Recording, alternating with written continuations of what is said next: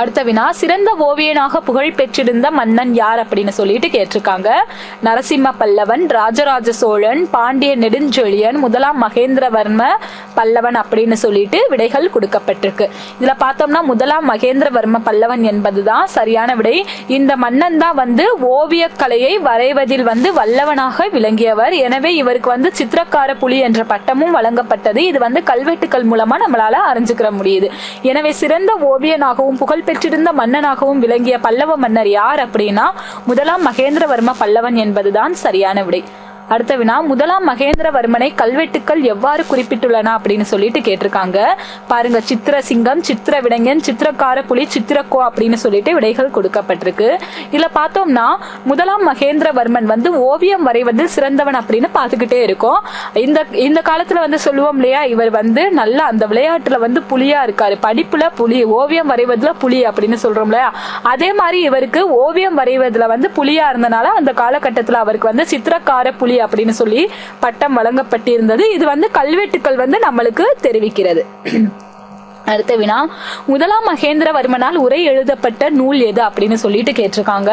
வட சித்திரம், சித்திரவடம், தட்சிண சித்திரம், சித்திர தட்சிணம்னு சொல்லிட்டு இங்க விடைகள் கொடுக்கப்பட்டிருக்கு. இதுல பார்த்தோம் அப்படின்னா தட்சிண சித்திரம் என்பது சரியான விடை.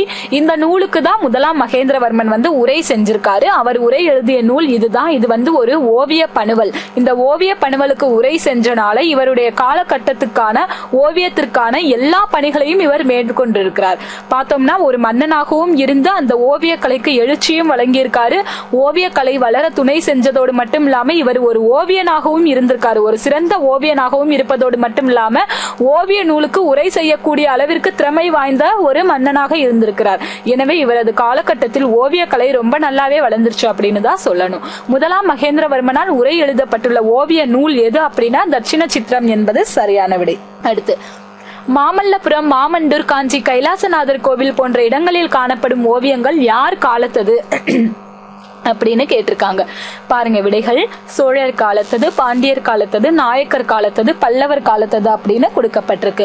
இதுல பார்த்தோம் அப்படின்னா மாமல்லபுரம், மாமண்டூர், காஞ்சி, கைலாசநாதர் கோவில் இது எல்லாமே யார் காலத்து ஓவியங்கள் அப்படின்னா பல்லவர் காலத்து ஓவியங்கள் தான். அதாவது மாமல்லபுரம் அப்படின்னாலே நம்மளுக்கு முதல்ல நினைவுக்கு வர்றது இந்த பல்லவர்கள் தான். மாமல்லபுரத்து சிற்பங்களும் மாமல்லபுரத்து ஓவியங்களும் மிகவும் பிரசித்தி பெற்றது. இந்த மாமல்லபுரம் மட்டும் இல்லாம மாமண்டூர், காஞ்சி, கைலாசநாதர் கோவில் இங்க காணப்படுகின்ற இந்த ஓவியங்கள் எல்லாமே பல்லவர் காலத்து ஓவியங்களா தான் இருக்கு. இந்த மாமல்லபுரத்துல பார்த்தோம்னா அர்ஜுனன் தபம் செய்யும் காட்சி, பஞ்ச பாண்டவர் ரதம், ஒற்றை கல்லில் தவம் செய்யும் காட்சி இதெல்லாம் பார்த்தோம் அப்படின்னா ரொம்பவும் பிரசித்தி வாய்ந்த ஓவியங்களாகவும் சிற்பங்களாகவும் இன்னைக்கு விளங்குது. சிற்பக்கலைக்கும் ஓவியக்கலைக்கும் சேர்ந்தே ரெண்டுமே சேர்ந்து புகழ் வாய்ந்த ஒரு இடம் மாமல்லபுரம். அந்த மாமல்லபுரத்து அந்த ஓவியத்திற்கும் சிற்பத்திற்கும் சொந்தக்காரர்கள் இந்த பல்லவ மன்னர்கள். எனவே இவர்கள் காலத்து ஓவியங்கள் தான் இந்த மாமல்லபுரம், மாமண்டூர், காஞ்சி, கைலாசநாதர் போன்ற கோவில்களில் காணப்படுகிறது. அடுத்த வினா, சேரர் கால ஓவியங்கள் காணலாகும் இடம் எது அப்படின்னு சொல்லிட்டு கேட்டிருக்காங்க. நல்லா கவனிக்கணும், சேரர் கால ஓவியங்கள்.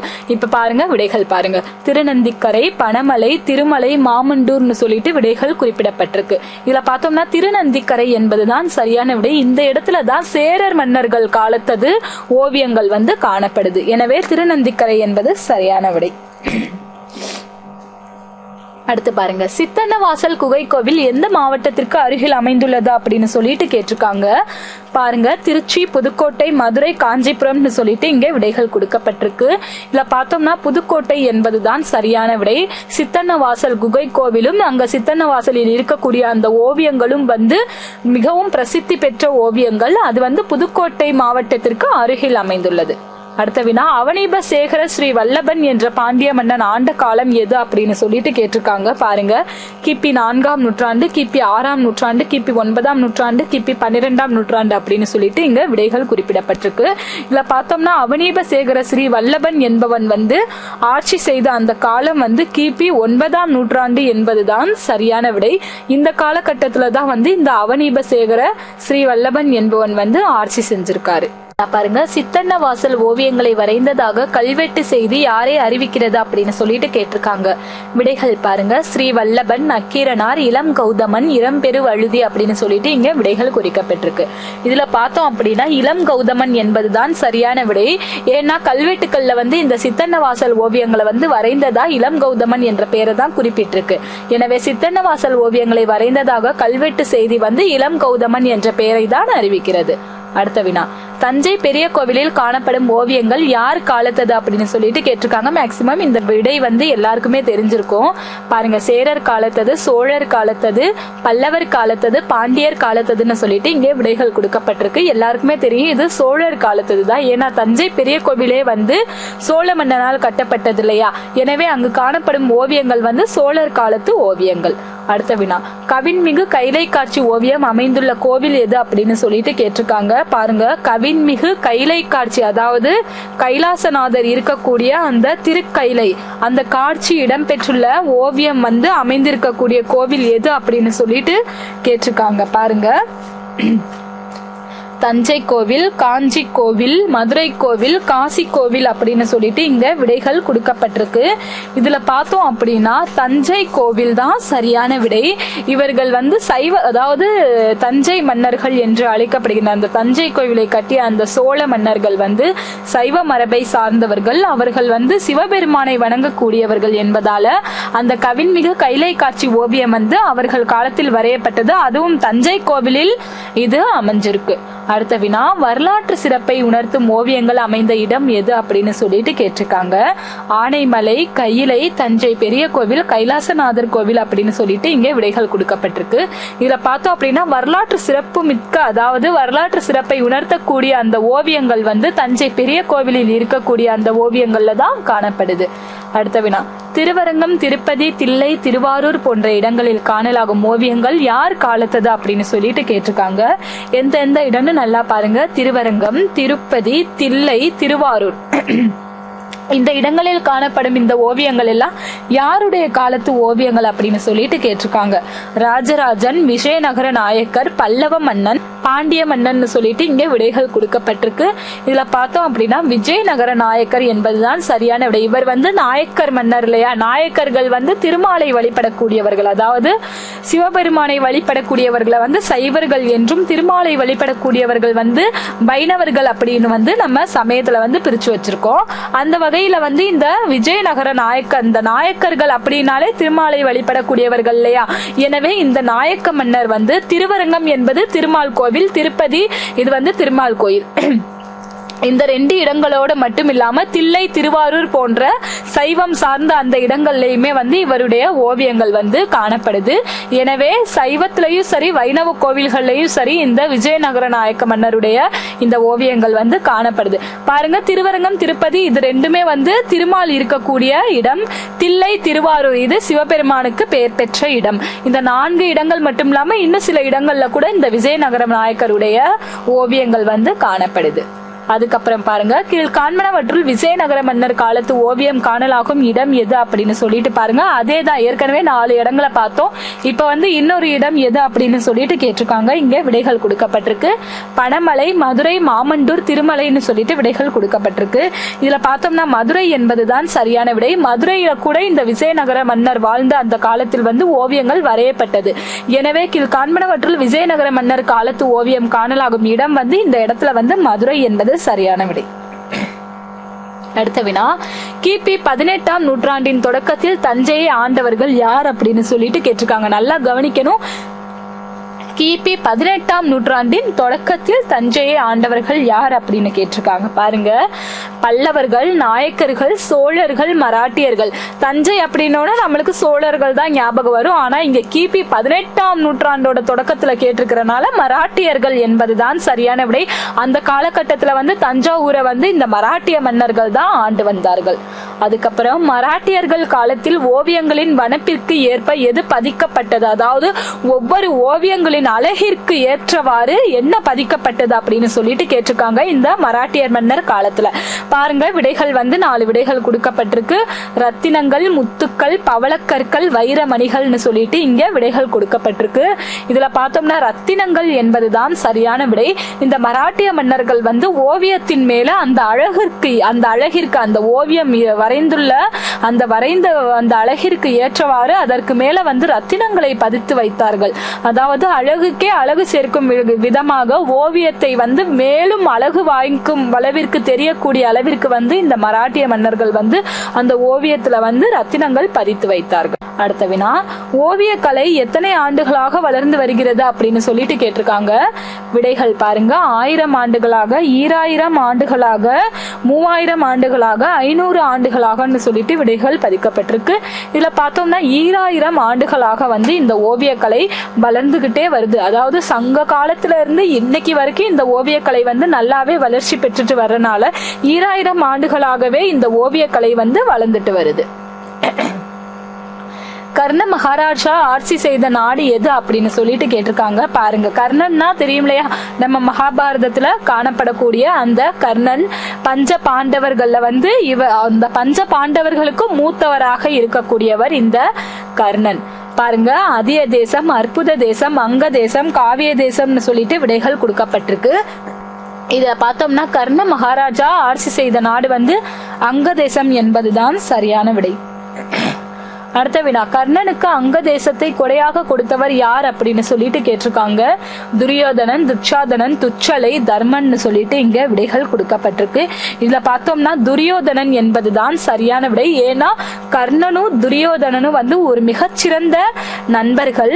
ஒரு நாள் வந்து துரியோதனனுடைய மனைவி பானுமதி என்று சொல்லக்கூடிய அந்த பெண்ணோடு வந்து இந்த கர்ண மகாராஜா வந்து அதாவது பகடை ஆடிக்கொண்டிருந்தார். அந்த சமயத்துல வந்து அந்த பெண் வந்து அந்த துரியோதனனுடைய மனைவி வந்து துரியோதனன் வந்துட்டனால எந்திரிக்கிறப்ப அவர் வந்து அந்த பானுமதி என்று சொல்லக்கூடிய அந்த துரியோதனனுடைய மனைவியுடைய கையை பிடித்து அமர சொல்கிறார்.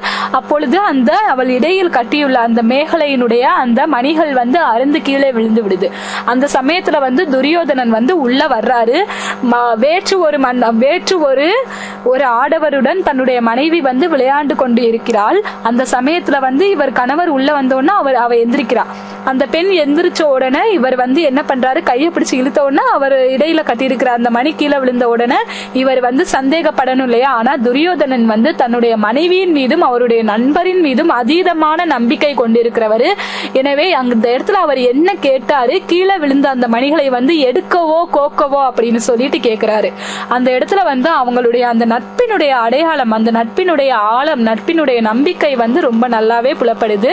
துரியோதனன் வந்து பஞ்ச பாண்டவர்களுக்கு வேணா எதிரியா இருக்கலாம், ஆனா பஞ்ச பாண்டவர்களோடு ஒட்டி பிறந்த இந்த கர்ணனுக்கு வந்து எதிரி கிடையாது. 2 பேரும் அந்த கால சூழ்நிலைக்கு ஏற்றவாறு நண்பர்கள் ஆகிறார்கள்.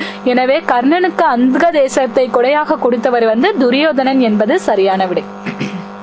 அதுக்கப்புறம் வயதான உருவத்தில் மாறு வேடம் கொண்டு துரியோதனனிடம் கொடை அளிக்க கேட்டவன் யார் அப்படின்னு சொல்லிட்டு கேட்டிருக்காங்க. அதாவது ஒரு வயசான உருவத்துல வந்து மாறு வேடம் கொண்டு துரியோதனன்ட்ட போயிட்டு எனக்கு இந்த கொடை வேணும், எனக்கு இந்த பொருள் வேணும், நீ கொடையாக கொடு அப்படின்னு சொல்லிட்டு கேட்கிறாரு.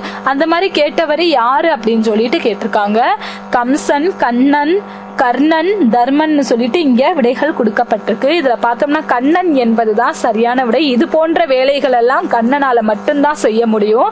அவர் தான் வந்து நிறைய மாயா வித்தைகளையும் நிறைய அதாவது டெக்னிக் பாயிண்ட்னு சொல்லுவோம் இல்லையா, ஒவ்வொரு டெக்னிக்கா பயன்படுத்தி இந்த பாண்டவர்களுக்கு வந்து வெற்றியை வாங்கி கொடுக்காரு. தர்மம் எப்பவுமே ஜெயிக்கணும் அப்படின்றதுக்காக கண்ணன் வந்து தர்மத்தின் பக்கம் இருந்து கொண்டு அவர்களுக்கு வெற்றியை வாங்கி தருகிறாள். அந்த வகையில வந்து வயதான உருவத்தில் மாறு வேடம் கொண்டு துரியோதனனிடம் கொலை அளிக்க கேட்ட அவர் வந்து கண்ணன் தான். அதுக்கப்புறம் துரியோதனரிடம் கண்ணன் கேட்ட கொடை யாது அப்படின்னு சொல்லிட்டு கேட்டிருக்காங்க. ஒரு வண்டி காய்ந்த விறகு, பொற்காசுக்கள், நாடு, படைகள் அப்படின்னு சொல்லிட்டு விடைகள் கொடுக்கப்பட்டிருக்கு. இந்த இடத்துல ஒரு வண்டி காய்ந்த விறகு என்பதுதான் சரியான விடை. அதாவது நல்ல ஒரு மழைக்காலம், மழை நல்லா பெஞ்சிட்டு இருக்கு. அந்த நேரத்துல போயிட்டு காய்ந்த விறகு எப்படி கிடைக்கும்? கிடைக்காது இல்லையா? அந்த சமயத்துல போய் நானும் கர்ணனுக்கு ஈடை கொடை கொடுப்பவன் தான் அப்படின்னு சொல்லிட்டு துரியோதனன் வந்து தன்னோட மார்பை தட்டி கொண்டுள்ளான். அதாவது நானும் கர்ணனுக்கு இணையா வந்து கொடை கொடுப்பேன், கர்ணன் மட்டுமா கொடை கொடுப்பாரு அப்படின்னு சொல்லிட்டு அவர் வந்து ஒரு தடவை வந்து சொல்லியிருக்காரு. அது வந்து கர்ணனுக்கு இணையா உன்னால கொடுக்க முடியாது அப்படின்றத நிரூபிக்கிறதுக்காக கண்ணன் வந்து மாறு வேடத்தில் போய் துரியோதனன் வந்து கொடை கேட்கிறாரு. என்ன கேட்கிறாரு, எந்த நேரத்துல கேட்கிறாரு அப்படின்னா, நல்லா மழை பெஞ்சிட்டு இருக்கிற அந்த நேரத்துல வந்து ஒரு வண்டி காய்ந்த விறகு வந்து எனக்கு வேணும் அப்படின்னு கேட்கிறாரு. துரியோதனால கொடுக்க முடியுமா? நீ என்ன பைத்தியமா? ஊர் ஃபுல்லா மழை பெஞ்சிட்டு இருக்கு, இப்ப போய் உனக்கு எப்படி காஞ்ச விறகு கிடைக்கும் அப்படின்னு சொல்லிட்டு அனுப்பி விட்டுறாரு. அதுக்கப்புறம் பாருங்க, மழைக்காலத்திலும் காய்ந்த விறகுகளை கொடுத்த அறிவு மிக்க வள்ளல் யாருன்னு சொல்லிட்டு கேட்டிருக்காங்க. பாருங்க, பாரி, பேகன், அதியன், கர்ணன் சொல்லிட்டு விடைகள் கொடுத்திருக்காங்க. இதுல பார்த்தோம்னா மழைக்காலத்துல கூட காய்ந்த விறகுகளை, அதாவது கொடை கொடுப்பதற்கு வந்து நல்ல மனசு போதும், கையில பொருளே இல்லாம கூட சில பேர் வந்து கொடை கொடுத்துட்டே தான் இருப்பாங்க. எனவே கொடை கொடுப்பதற்கு நல்ல மனசு வேணும், சூழ்நிலை என்ற ஒன்று தேவையே இல்லை அப்படின்றத வந்து நிரூபணம் செஞ்சு தன்னோட அறிவுத்தன்மையையும் வெளிப்படுத்திய அந்த வள்ளல் வந்து கர்ண மகாராஜா தான். அதுக்கப்புறம் அணி என்ற சொல்லின் பொருள் யாது அப்படின்னு சொல்லிட்டு கேட்டிருக்காங்க. கீழே விடைகள் கொடுக்கப்பட்டிருக்கு பாருங்க. உவமை, மொழி, அழகு, சொல் அப்படின்னு சொல்லிட்டு விடைகளை கொடுத்திருக்காங்க. இந்த இடத்துல அணி என்ற சொல்லினுடைய பொருள் வந்து அழகு. அதாவது எப்படி பெண்கள் வந்து தன்னை அலங்காரம் செய்து கொள்வதற்காக அணிகலன்களை அணிகிறார்களோ அதே போல புலவர்கள் வந்து செய்யுளுக்கு அலங்காரம் தேவைப்படுது இல்லையா? எனவே செய்யுளுக்கு அலங்காரம் தேவைப்படுவதுதான் அந்த அணி அப்படின்னு சொல்லிட்டு சொல்றோம். எனவே அணி என்ற சொல்லின் பொருள் வந்து அழகு என்பதுதான் சரியான விடை. புலவர்கள் செய்யுளை அழகுபடுத்துவதனை எவ்வாறு அழைத்தனர் அப்படின்னு சொல்லிட்டு கேட்டிருக்காங்க. அழகு, கலை, அணி, இலக்கணம்னு சொல்லிட்டு இங்க விடைகள் கொடுக்கப்பட்டிருக்கு. இல்ல பார்த்தோம்னா அணி என்பதுதான் சரியான விடை. புலவர்கள் வந்து செய்யுளை அழகுபடுத்துவதனை வந்து அணி என்ற சொல்லாலதான் அழைச்சிருக்காங்க. அடுத்த வினா, அணி எத்தனை பிரிவுகளை உடையது அப்படின்னு சொல்லிட்டு கேட்டிருக்காங்க. 2, 4, 5, 7ன்னு சொல்லிட்டு இந்த இடத்துல விடைகள் கொடுக்கப்பட்டிருக்கு. அதாவது அணி எத்தனை வகைகளை உடையது அப்படின்னு கேட்கல, எத்தனை பிரிவுகளை உடையதுன்னு கேட்டனால 2 என்பதுதான் சரியான விடை.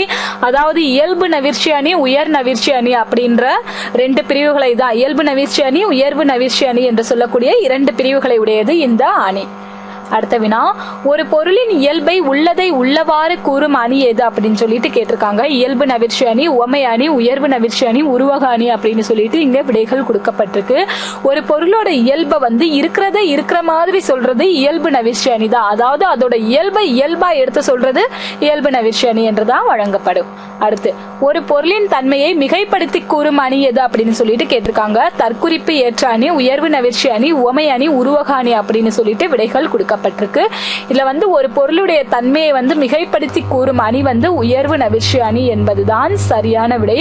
இப்ப ஏதாவது ஒரு பொருள் இருக்கு, அந்த பொருளினுடைய அந்த தன்மையை வந்து மிகவும் உயர்வாக சொல்லப்பட்டதானால் அது வந்து உயர்வு நவிர்ச்சி அணியின் பால்படும்.